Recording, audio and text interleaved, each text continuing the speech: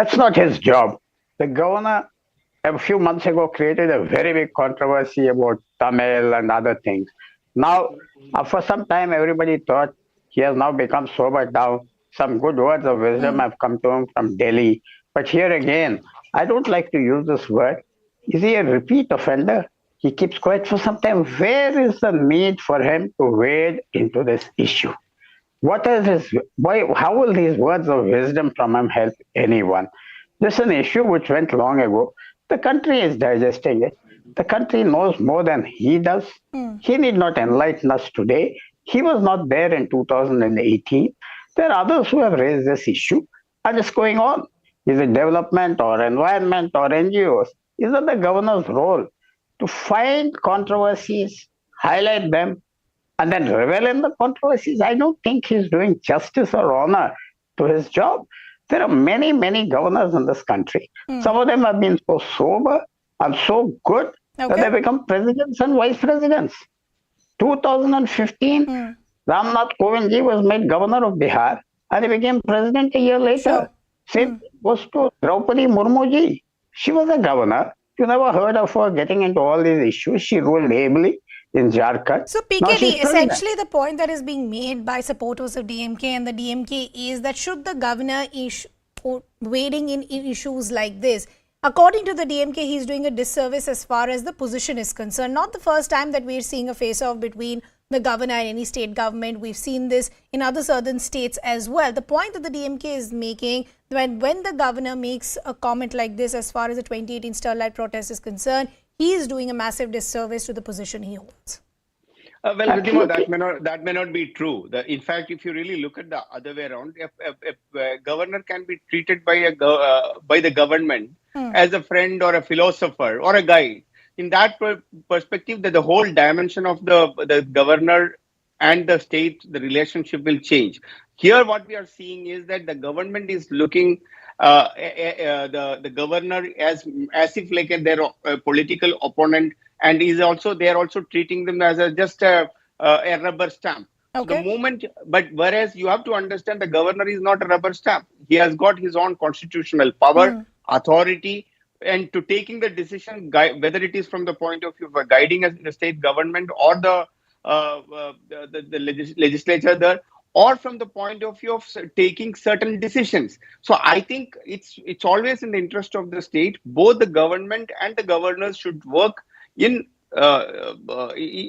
in accordance to the law and understand each other's power, understand, respect each other's But PKD, position. the I point that think is being made is when the governor talks about the Sterlite protests which took place, the point that the DMK is making is that look what happened when those protests happened. As many as 13 people lost their lives. Today, when the governor comes out and questions the intent of these protests and says they were foreign funded, you're actually challenging the struggles of those people. Or you're Ridhima, defaming the struggles of those people. Ridhima, you know that just because of one plant got closed, which we are talking about, the Sterlite, the amount of loss this country have gone through or going through even today, the metal cost, especially the brass and etc., these metal costs have gone up like anything. Even the wire, what you use it at your house, like the electrical wires which were in these brasses are used, or copper is used. All these things have been gone up in such a big way, Yeah. and it is very, very evident. Even in fact, I have debated on a many channels during that particular time. There is a Sure. conspiracy. There are people, Western powers, who don't want our industries to thrive.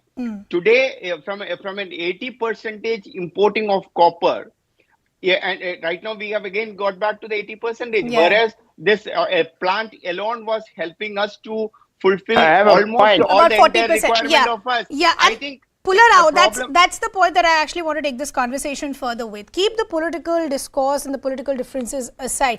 Economically speaking, as to what Sterlite actually was representing, and this is what we heard from the governor as well, as far as India's copper needs are concerned, it was satiating about 40% of it, and because of that, subsequently, as PKD was also pointing out, that prices have gone up, and copper essentially is very, very important, even if you look at the electronics industry, the components industry. So are we mixing the economic needs just for our political intentions? Let me tell you one thing. Sterlite was making copper, producing copper, which is very important. If Tamil Nadu doesn't want it, there are other states which are ready to host such a plant. And where is the government? The government can make efforts to move this plant, to set up a new facility. It is not as if, this millions of tons of iron ore have to be moved somewhere. Copper requires less ore, and they could have moved it. It's 2018, the plant was closed. It is not that we don't have another sea coast or anything. There are so many states ready to host such a plant. Why is government not moved so far? I agree with Mr. Nambiar. It's a critical import. We are wasting our resources. So why don't we set it up elsewhere? If Tamil Nadu doesn't want it, that is the question we ask. There is no problem to it. And the governor can very well suggest that. That would be a very constructive suggestion. Instead of lamenting things which have gone past, that's where the issue comes. As our friend has said, the governor's role of philosopher guide. Okay. There are many such who are doing that. PKD, the point Pula Rao and the DMK is making is that why are we going back to issues that have already been settled? And that's a fair point to make. Leaving that aside, there are as of now two flashpoints between the governor and the state government. One, of course, as we discussed, is these comments that he's made on the Sterlite protest. The other, of course, is as far as assent of bills are concerned. Now, that has been seen a lot of back and forth over the last couple of months as well. Here, as far as the assent of bills are concerned, you're seeing very sharp reactions coming in from the likes of Congress and others. I was looking at a tweet that P. Chitambram put out. He is saying that what really is happening as far as the assent of bills is concerned. He's saying when the governor says that the bill is dead, we see this as the death of democracy and the opposition is latching onto it. So this is exactly what is happening. The governor is working at the behest of the central government. There are two elements. One is that governor has got within his own right to talk about something which had happened in that particular state, whether it is an economics or a politics. So I think he is entitled to speak the truth. With regard to the Sterlite controversy, and I wanted to ask my DMK spokesperson or the supporter that just go to Coimbatore, the place where the maximum amount of electrical components or electrical appliances are created, what that industry is going through only because of this Sterlite plant has been closed. And secondly, it is not about that just shift the plant from one place to another place. It's not like a toy that you have to just take it from one place to another one. The second part which you said is that the conflict between the governor and the government. Have you ever heard of in the history of India, when during the budget session recently where the governor had come to address the assembly, there he was in a way insulted. Within the assembly, including the chief minister, everybody was going against what he was talking, even at the time when he was addressing the legislature. I think it's the decency of politics needs to be coming, and I am of the opinion. Of course, the governors should not also politicize their own positions. Sure. I am there for it. But then let us not treat a governor as an enemy. Why don't they treat the governor as a friend? As I said, it's not the first time that we're seeing a flashpoint between a sitting governor and the ruling state government. We've seen this in other states as well. The point that PKD is making and the point that we've been seeing from the BJP and others as well, as far as the Sterlite protests are concerned, they're very sure they were foreign funded. They're saying we've said this in the past. The likes of AIDMK have also said it. But as far as questioning the position of the governor is concerned, who really benefits if this tussle or face-off really continues? Nobody benefits. The country is a loser. You see this happening in Telangana. You see this happen in Maharashtra with the Koshari. Because maybe some temperament is needed for governors to be appointed to states. Why is there no trouble in Rajasthan between a BJP appointed stalwart, Kalraj Mishra, and a Congress stalwart, Ashok Gehlot? Why is there no trouble in other states where there are differences and they kind of don't cross the line? There seems to be some governors who unfortunately should understand that the Constitution gives them power, but the Constitution gives them power to act wisely. Should they invite turmoil? As our friend Mr. PK said, that governor is a counselor, then behave like one. Take them under your wing. Be a little understanding. I just want to point out a simple thing. A few days ago, this issue of governor of Tamil Nadu, Mr. Ramohan Rao was their governor, and Jayalalitha was the chief minister. She said a lot of things in the speech. And then the governor just spoke to her and said, can I put this in my own words? She said, fine. Now here, if I may go back and my memory is correct, the DMK speech was approved by the governor first. And then after saying fine, go print it, keep it true. You require a little bit of statesmanship. The governor's powers are Okay. vague and sure. So therefore, you have to be a little more of a Okay. statesperson and not somebody seeking publicity. Okay. Okay. Unfortunately, I will have to leave that conversation there. Pularao as well as PKD, always a pleasure speaking to both of you. We're now shifting our focus to some other breaking developments coming in. Now, as Pakistan is going through one of its biggest economic crises in history, the Washington-based think tank United States Institute of Peace, or USIP, has now warned that there is a real danger that Pakistan could default on its debt. The USIP has warned that if Pakistan defaults, there will be a cascading effect of disruptive effects. The USIP report has also warned that amid skyrocketing inflation, political conflicts, rising terrorism, the country is facing the risk of a default due to its massive external as well as the obligations that it still has. And of course, we've seen what's happened with the IMF as well. They've set very clear norms. They want everything upfront, otherwise the conditions will not hold. Let's also now bring in our colleague Siddhant, who's joining us on the broadcast. Siddhant, first help us understand what is the worst case scenario that the USIP is presenting for Pakistan as of now. Well, look, there are four major takeaways from the report, which has been prepared by this US-based think tank. Now, the first point is the composition of Pakistan's overall external debt. The second point is repayment pressure on the debt in both short and medium term.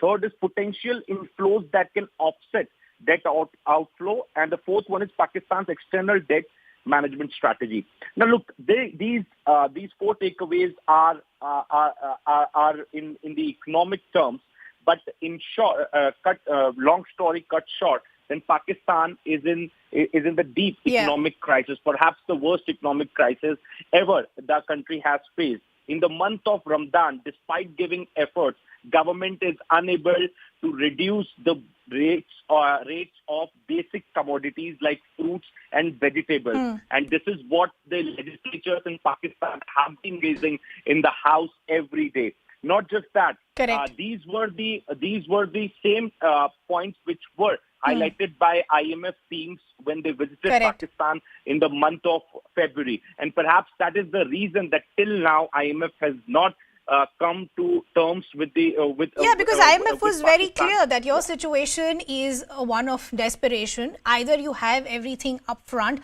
This entire staggered way of the conditions of the bailout was not okay with the IMF, and that's why many have questioned that other than the IMF, does Pakistan really have an option? But Siddhant, we'll just request you to stay on with us. We also have security analyst Pathikrit Payne also now joining us. Pathikrit, good to have you with us on the broadcast. A lot has already been said that this is one of the first economic crises that we are seeing, coupled with the political crisis that continues in Pakistan as well. But what does this mean for the current ruling dispensation if they cannot ensure 2 meals as far as the citizens are concerned, or to try and contain inflation? This will only further add as far as instability is concerned. Good evening, Ridhima. See, you're right, absolutely. For the current dispensation, it becomes extremely difficult because the opposition, especially Imran Khan, will capitalize on the situation, and he would try to project himself again as the messiah who would come and create a new Pakistan. The reality is that whether it is the current dispensation or the opposition hoping for an opportunity to come back to power, none of them ever had or still have a plan for Pakistan. This is the tragedy of Pakistan. The kind of crisis they have. Do they have an economic plan? The answer is no. Even if somebody gives them $10 billion, that $10 billion in foreign exchange reserve would be used for repaying of previous debts. So they actually have a perpetual crisis. And to come out of that perpetual crisis, they need an economic plan in terms of making sure that they produce more goods and services within the country. And that would require a lot of investments, including foreign investment. But that investment will still not come till the time the security situation improves. And the security situation will not improve because of the jihadi mentality that the deep state of Pakistan has cultivated. So it is economic, political, security, foreign policy, and the very idea of Pakistan that actually has capitalized on its situation to play games. And also games. The question that this is not a new problem for Pakistan. Why do we still not have an end game as far as a solution for this crisis is concerned? But unfortunately, Pathikrit, I will have to leave that conversation there. I'd like to thank our colleague Siddhant as well. Time for us to slip into a very short break. Don't go anywhere. We're coming back with lots more.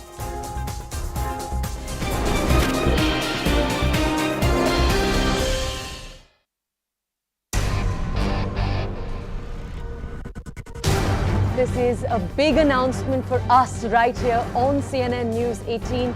A historic feat for our channel, a historic week for our channel, as 50 weeks of news dominance. It's not just on linear television that CNN News 18 is number one. We are number one today on YouTube, number one on Facebook, and number one on the BARC TRP ratings for linear television. The team that is bringing this together is a very, very young team. I think it's the fruit of the effort that we have put in. The way different people in this young team stepped up when the challenge presented itself or when the opportunity presented itself, I think that was incredible. We want to thank all our viewers because I don't think we could have achieved this without your support, your love, and your commitment to the kind of journalism, the kind of news stories that we put out there.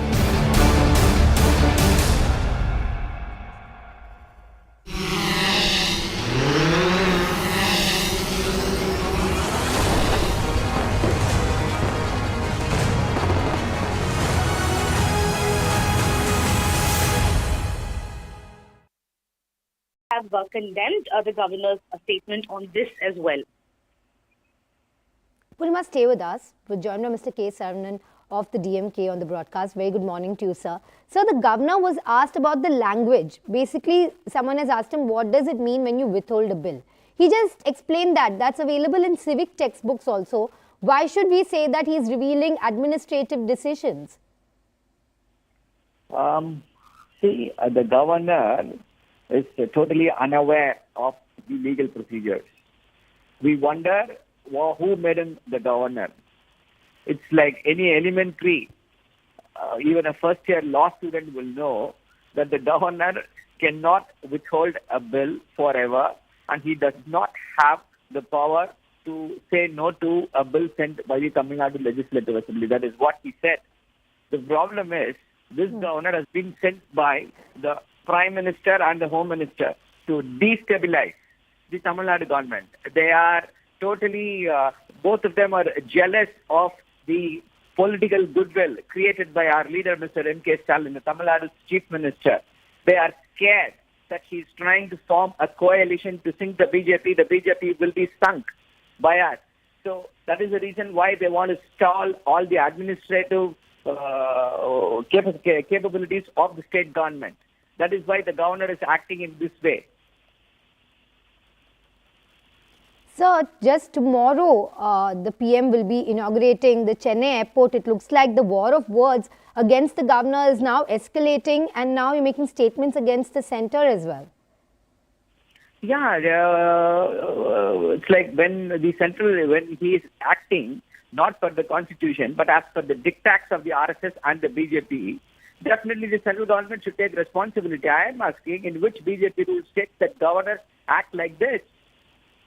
Act like a novice, speak like a novice, without knowing the legal provisions. I pity the aspirants, the IAS and IPS aspirants who went there listening to his advice. Probably I should request them not to listen to what he is speaking, because this man does not know the law. Sir, but he had said, he had made the same point that you had made, that the governor can return a bill, but if that assembly passes it again, he has no option but to pass it. That's what he had said, that he has to assent to the bill if the assembly passes it for the second time. So, okay, he knows that, but is he doing that? He's not doing that. The online rummy bill has been sent back to him by the Tamil Nadu State Assembly. Why is he sleeping on it? To protect whose interest? Let us also not forget that this is the same gentleman who had met the representatives of the online rummy companies. That he set a good example for all those IAS and IPS officers. Who is going to be benefited if the online rummy bill is not come into force? It is those companies, and he's meeting those people, and he's keeping those bills for 4 months. Is this the example the IAS and IPS officers want to follow? Thank you very much for joining us and sharing your opinion. Continuing with that DMK and the governor standoff, and we have some more breaking news coming in. Now the governor made a remark, that same speech Governor Ravi had delivered at the Raj Bhavan recently. He made a remark saying withholding means bill is dead, which is decent language for rejected. He was speaking about the language used when you withhold a bill. That's something that he had said, and the CM has slammed this remark. The Stalin CM, MK Stalin's tweet on Governor Bill is dead remark. He says, I strongly condemn Tamil Nadu Governor R.N. Ravi's act against his oath of office and against state welfare. Governor's remarks today are not good for his position. He said among students that if a bill is passed in the assembly that is withheld by the governor, it means it's dead. Withhold means rejection in decent language. It is against the constitution to reveal administrative decisions in a public forum. This is what the Tamil Nadu CM MK Stalin had tweeted. Going across to my colleague Purnima Murli. Purnima, can you tell us, did the governor specify this was against that online gambling bill, which is that current tussle between the state government and the governor, or was he just explaining the language used regarding bills and how bills work in general? Well, in fact, this was a question and answer session followed by governor's speech, and one of the questions asked was about the language, and to that the governor had responded that it is a decent language to say that instead of saying that it's been rejected, it says that withholding is a better usage, and that if the governor withholds the nod for a bill, it means the bill is dead, which also is politically significant because, the DMK has sent a delegation to submit a memorandum to the president seeking the governor's withdrawal, citing that many bills, including the bill on meat, have all been pending before the governor, and the governor has not really taken action on the bills that have been passed by the Tamil Nadu government, which have impacted people, including the online bill, including the bill on meat. All these bills were pending before the governor, but the governor, in fact, said that he is yet to make a decision, and all these are politically significant, which is why governor's statement has not gone down well with the DMK, because DMK time and again says that there are many bills that have been sent to the governor that are sitting before the governor, and the governor has not yet decided. And at the time, the governor makes it clear that it's as well as saying that the bill has been rejected, and that's a decent language. That's the word that's coming in from the governor, which is why Chief Minister M.K. Stalin and other DMK stalwarts have condemned the governor's statement on this as well. Purnima, stay with us. We're joined by Mr. K. Saravanan of the DMK on the broadcast. Very good morning to you, sir. Sir, the governor was asked about the language. Basically, someone has asked him, what does it mean when you withhold a bill? He just explained that. That's available in civic textbooks also. Why should we say that he's revealing administrative decisions? The governor is totally unaware of the legal procedures. We wonder who made him the governor. It's like any elementary, even a first-year law student will know that the governor cannot withhold a bill forever, and he does not have the power to say no to a bill sent by the Tamil Nadu Legislative Assembly. That is what he said. The problem is, this governor has been sent by the Prime Minister and the Home Minister to destabilize the Tamil Nadu government. They are... Welcome back. Thanks a lot for staying with us. In some much needed clarity, the IT Ministry yesterday released new rules for online gaming, making amendments to the IT Rules 2021. Now, these new rules prohibit any game that involves betting and wagering. The government has also opted for a self-regulation model to regulate these online gaming sector. The SROs, or the self-regulatory organizations, will be composed of industry gamers and other experts and stakeholders. According to these new rules, acceptable online games are those that do not involve wagering or content that causes or user harm or addiction in children. The government has also said that new rules are not just focused on gaming, but also the misuse of information. Can I understand from you why you've chosen this approach and how successful do you think this can be? For example, in the social media sphere itself, you found that self-regulation doesn't always work. So why did you go this route? No, social media does not have, Shivani, any self-regulation. Self-regulation is not about me regulating myself. Self-regulating organization in this context means it is not the government that is regulating the ecosystem. And why that is very important is online gaming, like many parts of the digital economy, are driven by innovation, driven by young innovators. And we certainly don't want government to be regulating innovation, government to be regulating what young Indians do across the length and breadth of this country. So therefore, we have said we are open to, and we said this in the context of social media as well, but they did not respond to that invitation of the government. We are open to having industry and other stakeholders of that space come together, create a credible institution that will in turn regulate that particular space. So in the online gaming example, the rules now today have sharply, clearly defined what are no-go areas for gaming. So we have said where wagering and betting is involved, they will not be permissible in the Indian internet. And so what is permissible will be determined by, and as a consequence, what is impermissible will be determined by these SROs. We are at early stages of creating these kind of capabilities and capacities in these organizations. So we are designing these organizations, and we are making sure that the representation within these organizations is broad-based enough that it includes educators, it includes child psychologists, it includes people who are outside the industry to look at issues of addiction. So we have made sure that there will be terms of reference to the SRO. We have some very special guests now joining us to try and understand how the industry is seeing these regulations and these notification of rules that have come in. We have with us Roland Landers, the CEO of All India Gaming Federation, somebody who's been fighting this fight for years now. We also have Pawan Nanda, the co-founder at Windsor. Gentlemen, always a pleasure speaking to both of you. Roland, I'd like to begin the conversation with you. As I said, you've been fighting this fight for a very long time. Things have changed drastically for you in 24 hours. Yesterday, you were not regulated. Today, you are regulated. What do you make of the rules that have come in? And are you satisfied with most of the challenges that you'd been fighting for? Thanks, Ridhima, for having me here. At the AIGF, which is the oldest and the largest and the most diverse industry body for online gaming, you rightly said that we've been at it for the last 7 years. And it's very heartening for me personally also, and to see for all our AIGF stakeholders to see, the finalization of the rules under the IT Act. And we see this as a major stepping stone toward eventual regulation for this space. So what this would do is, from our perspective, is that this will make it very clear for what is, legitimate online gaming and what is not. And that responsibility is on the shoulders of the SRB, right, the self-regulatory body.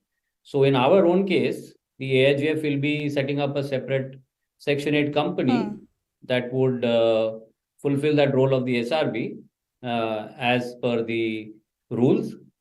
And so that insignia of qualifying games and platforms would be the identifying mark for all stakeholders. Okay. I'll come back to as far as the compensation of the SRBs are concerned and what do you make of them and whether you will be filing for that as well. But Pawan, I want to bring you in, somebody who's been involved in the industry for a really long time. Unfortunately, there had been a narrative as far as online gaming is concerned that this is only related to gambling, this is only related to betting, it's luring the youth in the wrong direction. With these kind of notification coming in, do you think at least optics-wise that narrative has been set straight? Absolutely. Ridhima, thank you so much for having me here. I'm Pawan, the co-founder and CEO of Windsor Games. Been building this now for close to 6 years. And I think it's not just about the narrative. I think the messaging is quite clear coming in from the center, right? I mean, this industry, if you see, is very often, very frequently being sort of mixed up or confused with the illegal betting or gambling or lotteries. That kind of sector. To be honest, today, I think with these rules, there are very clear guidelines, very clear demarcations that will separate online gaming, which is actually a sunrise sector, which is actually a sector of massive potential from what is illegal, right? And I think the rules are very clear. If you talk about our particular view on the way this progress has happened. Sure. Firstly, it will take care of all kinds of user harm, child harm, people engaging in illegal activities, offshore betting and gambling players, which are actually preying on the India opportunity. The India opportunity or the India gaming opportunity is not for the offshore gambling and betting operators. It is for our homegrown entrepreneurs to really build fantastic formats, to innovate in the form of formats, adding new games, finding new ways of entertainment to monetize the Indian audience. Yeah. And I think that's precisely what this rule book or this rule book is going to essentially suggest. Yeah. The structure is also created through thorough advocacy. I understand. I agree with the points that you're making. One, it gives a structure to what the industry represents, and also it unleashes the potential, which even the minister said that we believe hasn't been tapped as of now. But Roland, coming back to you, what I want to understand was, and taking on from what I was discussing with Pawan also, as far as the notification is concerned, there is a very clear ban as far as wagering and betting is concerned. From a state-specific view, states for a very long time are trying to bring their own regulation as far as gambling and betting is concerned. Specifically during events like IPL, we would see a spike on those. Do you think that now sets the record straight since that distinction has been made? Oh, yes. So one is regarding the states, right? I think you're referring to the states where there are, in some states, there were cases that essentially said that any kind of gaming where, pay to play, money is involved, tantamounts to gambling. That's not correct, because constitutionally, this is protected over the last 60 years. And there are, a lot of court cases to prove that. But and some of those have been overturned in the recent past, where AIGF, we ourselves were a petitioner in Karnataka and also in Tamil Nadu. But having said that, what we feel is that now that the center, the MeitY has, brought out these rules, it will become easier for the states to kind of determine if gambling is not allowed in that state, then these online games, even if it is pay to play, can continue to run. Right. Pawan, I want to talk to you about the approach that is being taken by the government, which is through these SRBs or these self-regulatory bodies. As we said, yes, this is a first step from no regulation to regulation. It will initially have about 3 members, experts, industry voices, and then that can increase as well. What do you make of the approach? Do you think that's the correct approach to tackle an industry like this? I think the way this whole structure has evolved from our first seating with the Honorable Minister and his affiliates to today, it's been about 12 months. And I think they have been very, very reactive. They have been very, very appreciative of the inputs that have come from the industry. See, being a new player, being a young player, and I'm sure when even the minister or the Honorable Prime Minister is thinking about growing this sector, innovation is the first and the foremost theme that they're focusing on. I think what is very critical is that any form of SRB structure should not favor, let's say, the big guns or the big players, and make it difficult for innovation, make it difficult for younger players, make it difficult for people who are going to bring very fresh concepts to come and roll out their products, right? It should not hamper the pace. It should not hamper the IP protection. I think the whole concept of coming up with not just one SRO, but multiple SROs, right? And also creating a very strong at arm's length distance when these SRBs will be built, creating a very strong neutral platform, having these requirements that all walks of life, it's not like any SRB can be just dominated by 1 or 2 players, but it has to be with people setting up a strong board with people from all walks of life, right? From players to child right protection to psychologists, social worker. I think these have, to a very large extent, solved for all those fears that an otherwise SRB structure would have entailed. But I think in the current shape and form, it's a very healthy constitute, and we are looking forward to working closely with the SRBs. Roland, bringing you in as far as the issue of SRBs is concerned, I agree with the point that Pawan is actually making. It will possibly, tackle all the misconceptions that were there, because even today, if you look at the fine print, many of them possibly are just seeing SRBs as somebody who's just going to look at what games are going to be allowed, so on and so forth. But what about the narrative that it's tackling as well? Unfortunately, as I said, a lot had been said about the rising suicide rates, that youth are getting lured, they're losing their money. So what do you think as far as the role of the SRBs are concerned and the topics that they can tackle going forward?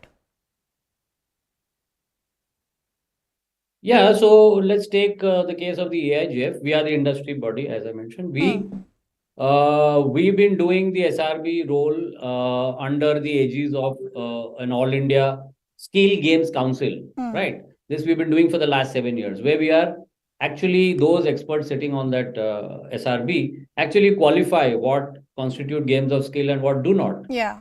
And for us, it's really a continuation of what we are doing at the All India Skill Games Council, now with the SRB that we would set up.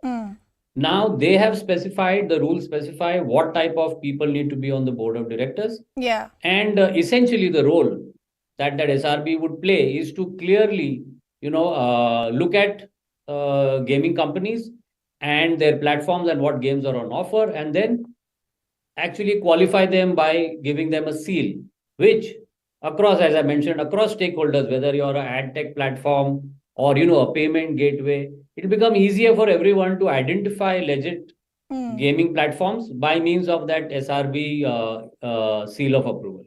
Okay. Pawan, I just want to bring you back as far as this entire narrative of what online gaming was doing to the youth, because as we said, it was usually seen in very unfortunate light. So with these SRBs now coming in, what is the kind of clarity that you would like? A specific age restriction to be made clear? What are the kind of games that are going to be offered? Because I think that grey zone was still not very clear. I think it's going to be an ever-evolving process. Our expectation will be, again, innovation first. Of course, the Honorable Minister is very, very clear that there cannot be any kind of child harm. It cannot be any kind of other harm. So I think some of the KYC implementations that have come in, for example, ban on any kind of surrogate advertisement is there. None of the players can allow, let's say, credit or financing to let players or lure players into getting into gaming.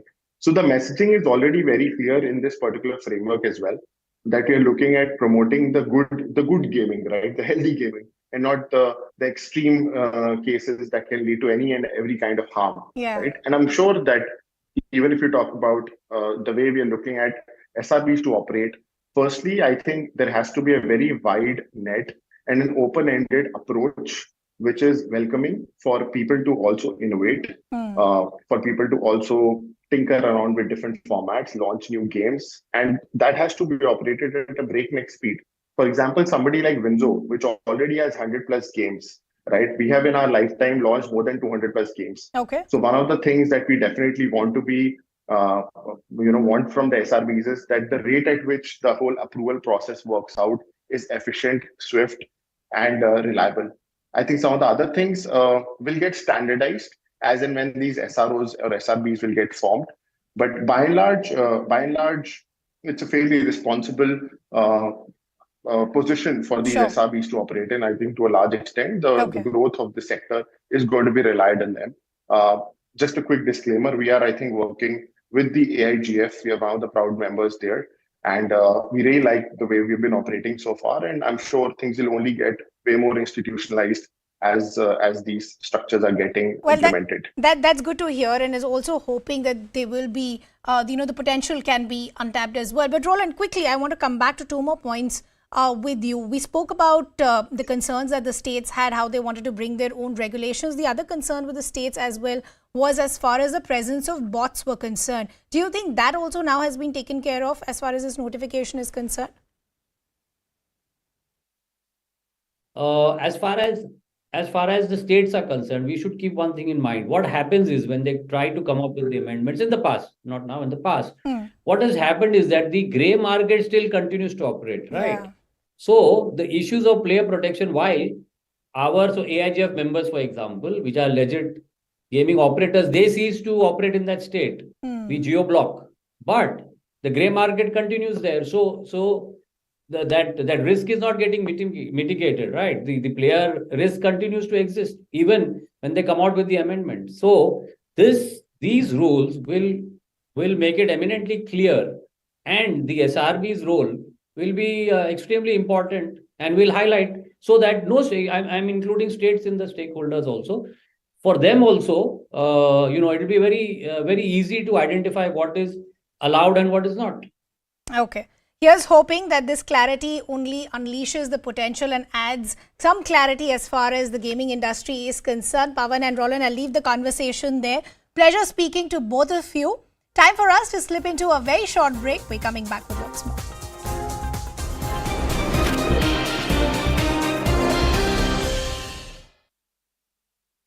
Also, it's politically significant because, the DMK has sent a delegation to submit a memorandum to the president seeking the governor's withdrawal, citing that many bills, including the bill on meat, have all been pending before the governor, and the governor has not really taken action on the bills that have been passed by the Tamil Nadu government, which have impacted people, including the online bill, including the bill on meat. All these bills were pending before the governor, but the governor, in fact, said that he is yet to make a decision, and all these are politically significant, which is why governor's statement has not gone down well with the DMK, because DMK time and again says that there are many bills that have been sent to the governor that are sitting before the governor, and the governor has not yet decided. And at the time, the governor makes it clear that it's as well as saying that the bill has been rejected, and that's a decent language. That's the word that's coming in from the governor, which is why Chief Minister M.K. Stalin and other DMK stalwarts have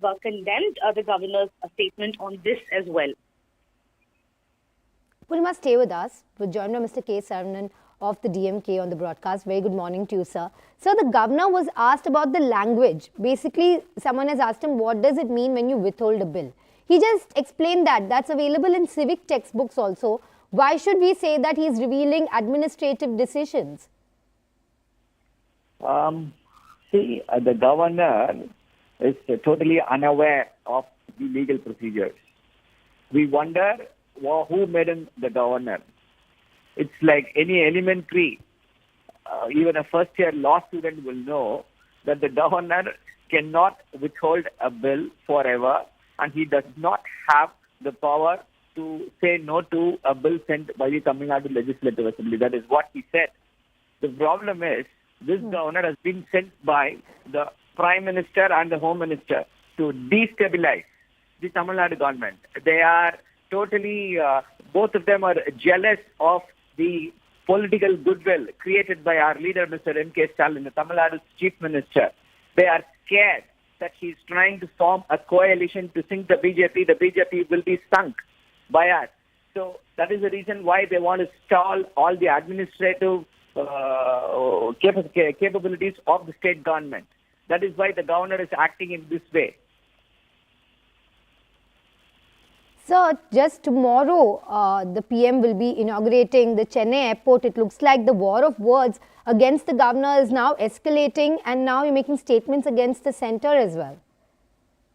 Yeah, it's like when he is acting not for the constitution, but as per the diktats of the RSS and the BJP, definitely the central government should take responsibility. I am asking, in which BJP rule states that governors act like this? Act like a novice, speak like a novice, without knowing the legal provisions. I pity the aspirants, the IAS and IPS aspirants who were there listening to his advice. Probably I should request them not to listen to what he is speaking, because this man does not know the law. Sir, but he had said, he had made the same point that you had made, that the governor can return a bill, but if that assembly passes it again, he has no option but to pass it. That's what he had said, that he has to assent to the bill if the assembly passes it for the second time. So, okay, he knows that, but is he doing that? He's not doing that. The online rummy bill has been sent back to him by the Tamil Nadu State Assembly. Why is he sleeping on it? To protect whose interest? Let us also not forget that this is the same gentleman who had met the representatives of the online rummy companies. That he set a good example for all those IAS and IPS officers. Who is going to be benefited if the online rummy bill is not come into force? It is those companies, and he's meeting those people, and he's keeping those bills for 4 months. Is this the example the IAS and IPS officers want to follow? Thank you very much for joining us and sharing your opinion. Continuing with that DMK and the governor standoff, and we have some more breaking news coming in. Now the governor made a remark. That same speech Governor Ravi had delivered at the Raj Bhavan recently. He made a remark saying withholding means bill is dead, which is decent language for rejected. He was speaking about the language used when you withhold a bill. That's something that he had said, and the CM has slammed this remark. The Stalin CM MK Stalin's tweet on Governor Bill is dead remark. He says, I strongly condemn Tamil Nadu Governor Ravi's act against his oath of office and against state welfare. Governor's remarks today are not good for his position. He said among students that if a bill is passed in the assembly that is withheld by the governor, it means it's dead. Withhold means rejection in decent language. It is against the constitution to reveal administrative decisions in a public forum. This is what the Tamil Nadu CM MK Stalin had tweeted. Going across to my colleague Purnima Murli. Purnima, can you tell us, did the governor specify this was against that online gambling bill, which is that current tussle between the state government and the governor, or was he just explaining the language used regarding bills and how bills work in general? Well, in fact, this was a question and answer session followed by governor's speech, and one of the questions asked was about the language, and to that the governor had responded that it is a decent language to say that instead of saying that it's been rejected, it says that withholding is a better usage, and that if the governor withholds the nod for a bill, it means the bill is dead, which also is politically significant because, the DMK has sent a delegation to submit a memorandum to the president seeking the governor's withdrawal, citing that many bills, including the bill on meat, have all been pending before the governor, and the governor has not really taken action on the bills that have been passed by the Tamil Nadu government, which have impacted people, including the online bill, including the bill on meat. All these bills were pending before the governor, but the governor, in fact, said that he is yet to make a decision, and all these are politically significant, which is why governor's statement has not gone down well with the DMK, because DMK time and again says that there are many bills that have been sent to the governor that are sitting before the governor, and the governor has not yet decided. And at the time, the governor makes it clear that it's as well as saying that the bill has been. Welcome back. Thanks a lot for staying with us. Unfortunately, there has been a steady rise in the COVID-19 cases across the country.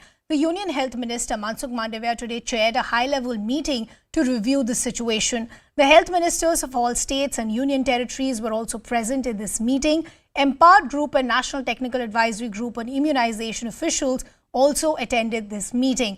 Now remember, this comes at a time when the country has recorded more than 6,000 fresh COVID cases just over the last 24 hours. The COVID-19 cases in India have seen an upward trend, as we pointed out, with daily fresh infections also increasing. The Union Health Ministry data now shows active caseload has increased to 28,303.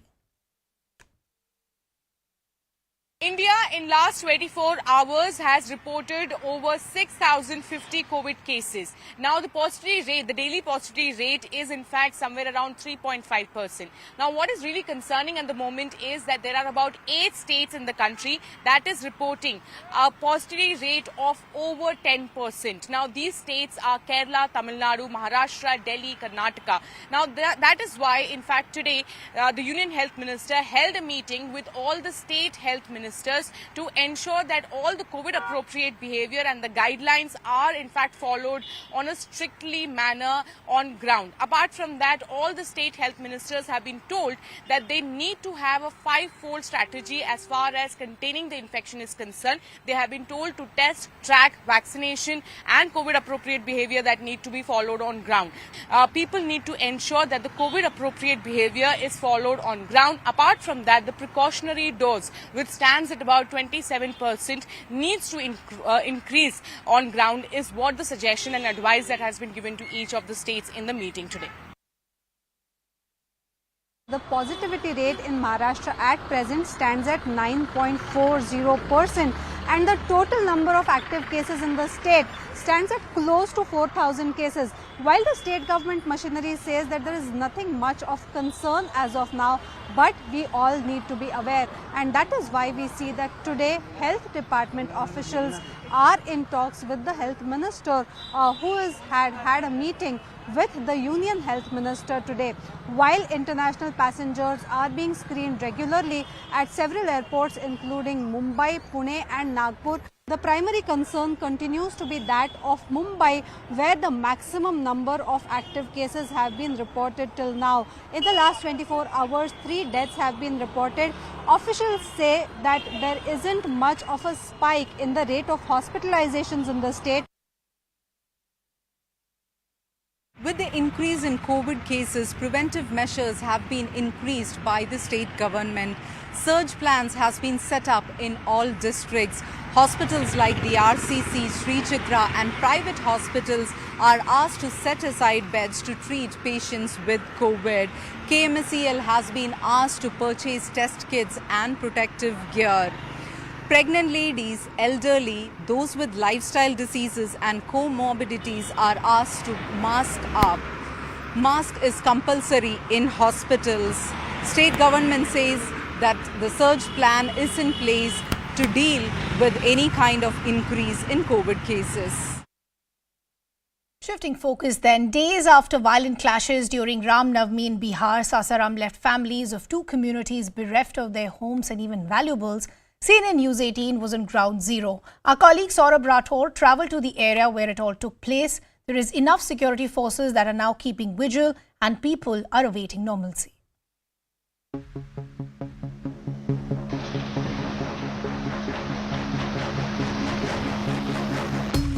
We are here at Sherganj Madina Masjid, and at this place on 1st April at around 7 PM an explosion took place that injured 6 people severely. They had to be shifted to BHU in Varanasi, and then an FIR was lodged for the explosion. We are at ground zero, where I'll ask my camera person Shaboob Alam to show the remnants of the rampage that happened after the blast. We can see here a slipper and some material in orange and yellow color. This can be explosive, although the forensic team has taken the samples of the explosive, but there are few evidences that can still be seen. The part of the tin, spoon, explosives and also some empty bottles.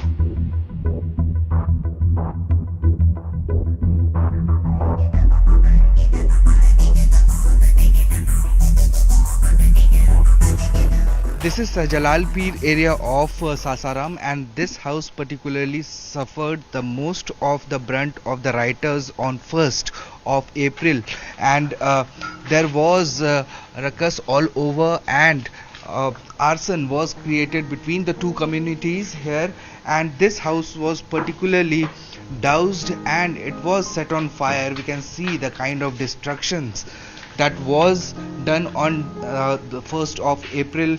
And after that, the resident of this house had no option than to leave. We can see the remnants of the households being burnt.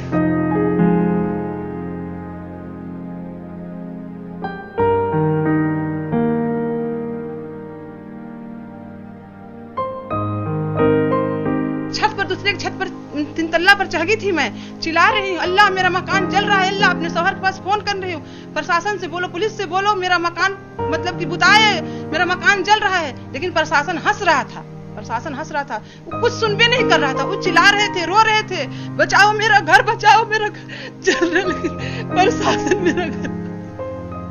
प्रशासन मेरा घर को ना बचाया, मेरा पूरा जल कर राख हो गया।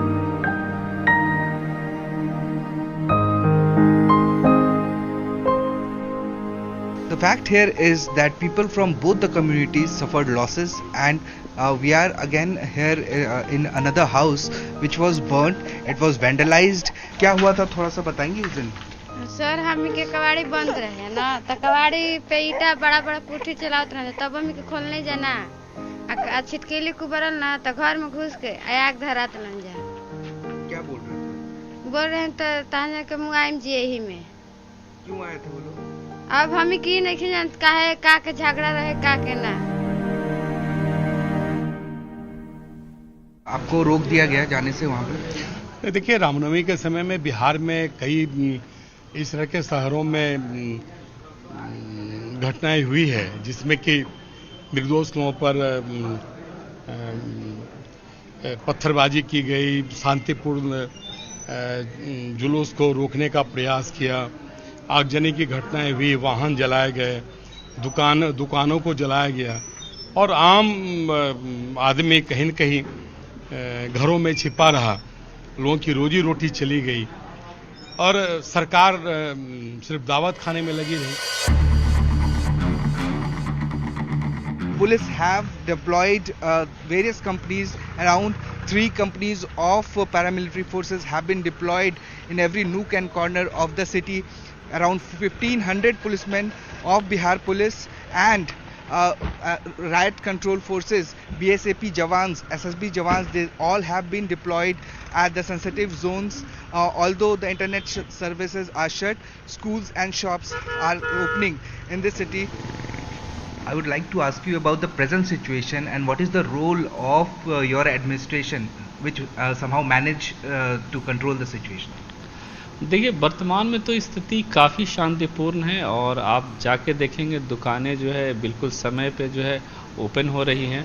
शुरुआती समय में एक भ्रम था कि शाम 7 बजे तक दुकानें ओपन रहेगी तो फिर लाउड स्पीकर माइक के माध्यम से भी सोशल मीडिया तो अभी जो है रन नहीं कर रहा है।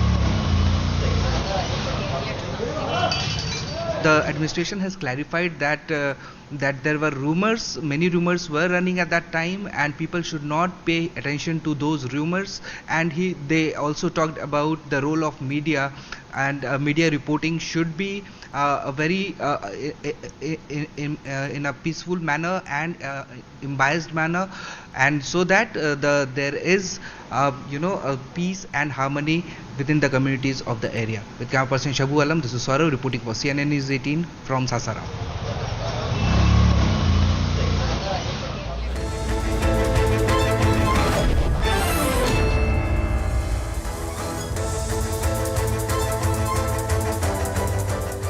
Welcome everyone. Thanks a lot for staying with us. You're watching Plain Speak with me, Shivani Gupta. In a major intended crackdown on fake news menace, the centre has decided to create a body that will fact-check information at least about itself. This body will be mandated to deem news as fake or misleading depending on the content. The final rules come after the ministry in January 1st proposed that any piece of news that has been identified as false by the fact-checking unit of the Press Information Bureau, the PIB as it stands today, will not be allowed online.